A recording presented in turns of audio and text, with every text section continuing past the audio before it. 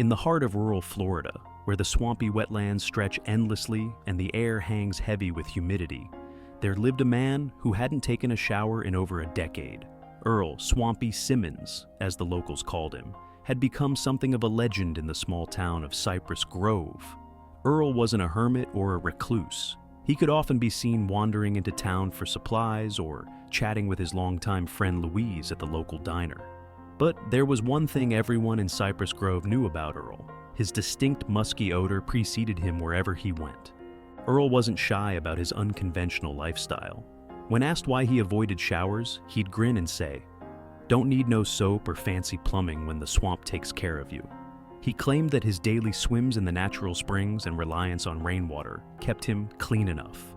Most townsfolk shrugged it off as another quirk of the man they'd known for years. But as his reputation grew beyond Cypress Grove, thanks to a viral video of Earl wading chest-deep in the swamp while laughing about his natural hygiene, curiosity about his life began to spread far and wide. That curiosity brought Rachel Marks, a journalist from a popular online magazine, to Cypress Grove. Rachel was on a mission to uncover the truth behind Earl's unique lifestyle. Was he simply a man committed to living off the grid? Or was there a deeper story behind his aversion to showers? Earl wasn't thrilled about the idea of being interviewed. He had no interest in fame or outsiders prying into his life. But Louise, ever the peacemaker, convinced him to give Rachel a chance. "She's not here to mock you, Earl," Louise said over a slice of pie at the diner. "She just wants to understand." Earl agreed, albeit reluctantly, setting the stage for an unusual partnership. Rachel followed Earl into his swampy domain, documenting his daily routines, from collecting rainwater to swimming in springs teeming with wildlife. What began as an exploration of an eccentric man's habits soon turned into something much deeper. Rachel discovered that Earl's refusal to shower wasn't just a quirk. It was a conscious decision tied to a deeply personal tragedy that had defined his life for the past decade. Little did Earl know, his story of grief, resilience, and unexpected healing would not only captivate readers, but also force him to confront the very thing he had been avoiding for years. Earl Simmons was used to curious looks and quiet whispers whenever he walked into Cypress Grove. Most locals accepted his unconventional ways as part of the town's charm, but the arrival of Rachel Marks brought a renewed spotlight on his life. As she began documenting his daily routines, Earl reluctantly allowed her into his world, though he made it clear he wasn't interested in being turned into a freak show. The routine of an unusual life. Rachel followed Earl through his swampy domain, camera in hand, as he navigated his daily tasks. Earl showed her his method of collecting rainwater in barrels and filtering it through a makeshift system of sand and charcoal. He explained that the water was more than enough for drinking, cooking, and cleaning, though his definition of cleaning left Rachel skeptical. "Swimming in the springs keeps me fresh," Earl said, wading into the crystal-clear water of a nearby natural spring. "Nature does what it's meant to do. All that soap and chemical nonsense ruins the balance." Rachel scribbled notes, but her journalist instincts told her there was more to Earl's story than his self-proclaimed love for nature. As she spent more time with him, she noticed moments of hesitation in his answers, as though he was holding something back. The town's divided opinion. While Rachel grew to appreciate Earl's quirky habits, not everyone in Cypress Grove felt the same. At the local hardware store, she overheard a heated conversation between Earl's neighbor, Jim, and the cashier. "He's got no respect for the people around him," Jim said, tossing a bag of nails onto the counter. "I can smell him from a mile away. It's bad for business. Tourists don't want to come near my shop when he's around." The cashier shrugged. "He's harmless, Jim. Let the man live how he wants." Rachel decided to approach Jim to get his perspective. "You don't seem to like Earl much," she said cautiously. Jim scowled. "It ain't about liking him or not. It's about basic decency. He wants to live in the swamp like an animal, fine, but he shouldn't bring it into town." Rachel noted the tension between Earl's lifestyle and the community's expectations. It wasn't just about hygiene. It was about the clash of values between a man living off the grid and a town trying to present itself as a quaint tourist destination. Revealing the past. Earl's gruff exterior began to crack one evening as Rachel sat with him on the porch of his cabin, the cicadas humming in the background. She asked him a question that had been lingering since their first meeting. "Earl, you've been living this way for 10 years. Why start then? What made you stop using the shower?" Earl leaned back in his chair, his gaze fixed on the horizon. For a long moment, Rachel thought he wouldn't answer. Then he let out a heavy sigh. "It was Mary," he said softly. "My wife." Rachel leaned forward, sensing the weight of his words. "We had a house not far from here," Earl continued. "I was fixing the water heater one day, trying to save a buck instead of calling a repairman. Thought I had it under control. But the thing caught fire that night, and I couldn't—" His voice cracked. "I couldn't save her." Rachel's chest tightened as Earl wiped at his eyes, his weathered hands trembling. "The fire took everything," he said. "After that, I couldn't look at a shower, a faucet, anything with running water. Felt like it betrayed me, like I betrayed her." A journalist's dilemma. The revelation added a layer of complexity to Rachel's project. What had started as a quirky human interest story was now a window into a man's deep grief and coping mechanisms. She spent the next few days reflecting on how to approach the article, torn between highlighting Earl's humor and eccentricity and honoring the pain that defined his lifestyle.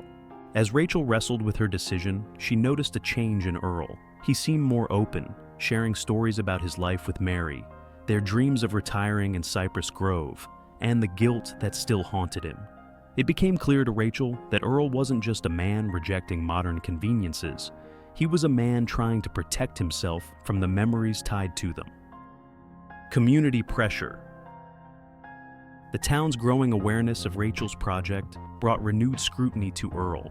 Jim and a group of residents called for Earl to clean up after a particularly pungent encounter at the town's annual Harvest Festival.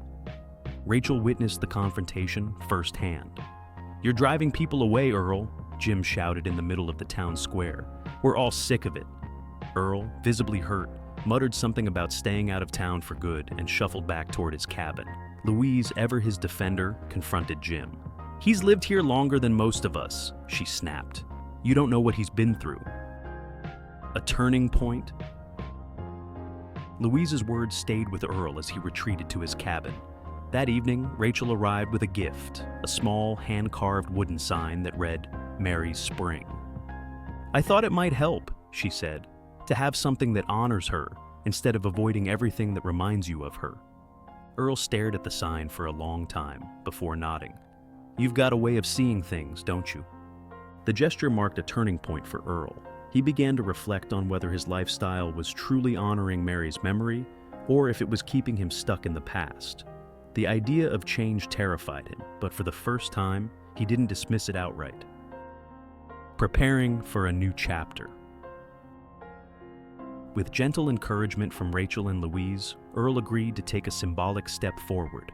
He decided to take his first shower in 10 years, not as a rejection of his connection to nature, but as a way to release the guilt he had carried for so long. "I don't know if I can do this," Earl admitted as Rachel and Louise stood by for support. "You've done harder things, Earl," Louise said with a reassuring smile. "This is just water." As Earl turned on the shower, the sound of running water filled the cabin, mingling with the rhythmic chorus of the swamp outside. Earl hesitated, his hand trembling under the stream, before stepping in. The sound of water cascading from the showerhead echoed through Earl Simmons' cabin, a stark contrast to the silence that had defined his life for the past decade. He stood under the stream, his body tense at first, as though bracing for an impact that never came. Slowly the water washed over him, carrying away years of grime, sweat, and something intangible. Grief, guilt, and the weight of a promise he'd made to himself after Mary's death. Outside the cabin, Louise and Rachel waited, their conversation quiet but filled with anticipation. When Earl finally stepped out, a towel draped over his shoulders, his expression was unreadable. Louise was the first to speak. "Well," she asked, her voice a mix of humor and encouragement. "How do you feel?" Earl paused, glancing at his reflection in the mirror. For the first time in years, he felt a sense of lightness. "Clean," he said with a small smile, earning a laugh from Louise and a knowing nod from Rachel. reconnecting with the community. Word of Earl's shower spread quickly through Cypress Grove, thanks in part to Rachel's article. Far from sensationalizing his story, she painted a picture of a man who had turned his grief into an unusual way of life, only to rediscover the strength to move forward. Her article struck a chord with readers, many of whom saw parallels to their own struggles with loss and healing. The townspeople, too, began to see Earl in a new light. At the next Harvest Festival, Earl arrived freshly showered and wearing a clean shirt, a rare sight that drew murmurs of surprise and smiles of approval. Even Jim, his most vocal critic, approached him with a begrudging nod of respect. "Guess I owe you an apology," Jim said, extending a hand. "Didn't realize there was more to the story." Earl shook his hand, his usual gruffness softening. "Takes a lot to say that, Jim. Water under the bridge, huh?" Honoring the past, embracing the present. As the months went on, Earl found a new balance between his love for nature and his connection to the community. He kept swimming in the springs and collecting rainwater, but allowed himself the occasional shower, small acts of self-care that marked his journey of healing. On a quiet evening, Earl sat on his porch, the sign Rachel had made, "Merry Spring," hanging proudly above his door. He watched the sun dip below the swampy horizon, a peaceful smile on his face. For the first time in years, Earl felt at peace. He hadn't forgotten Mary, but he no longer carried the burden of her loss alone. Through his journey, he had found a way to honor her memory while allowing himself to live again.